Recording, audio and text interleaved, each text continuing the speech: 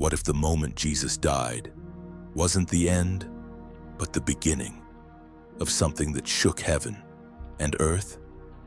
What if the sky darkened, the earth trembled, and even the dead rose from their graves all at once? If that makes you stop and think, subscribe now. What happens next might change how you see the cross forever. 2,000 years ago, and a man was crucified just outside the walls of Jerusalem. To the Roman soldiers, it was just another execution. To the crowd, just another spectacle. But what happened in the minutes that followed turned history upside down. This wasn't just a death, it was a divine intervention, and the signs impossible to ignore. At noon, when the sun should have shone the brightest, suddenly, darkness fell. For 3 long hours, the sky was covered in shadows. This wasn't a solar eclipse. It couldn't have been. Passover happens during a full moon. No natural cause could explain it. The prophet Amos had written, "I will make the sun go down at noon and darken the earth in broad daylight." That prophecy came alive. In the heart of the temple, a thick veil separated man from the presence of God.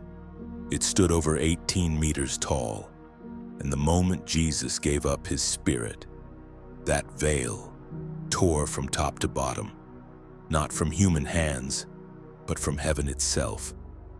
God was saying, the separation is over. Through Jesus, the way is open. As he breathed his last, the earth trembled, rocks split, walls cracked. It wasn't just a tremor. It was creation responding to the death of its creator. The old covenant was shaking to its core. Then, something even more shocking. Graves broke open. The bodies of holy people came to life. And after Jesus rose, they walked into Jerusalem. Can you imagine seeing someone you buried years ago and now alive again?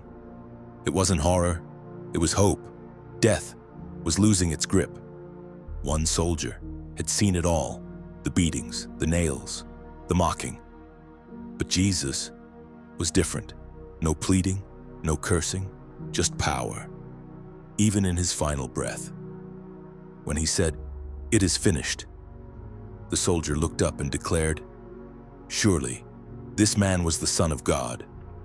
Those who shouted, "Crucify him," now pounded their chests in terror.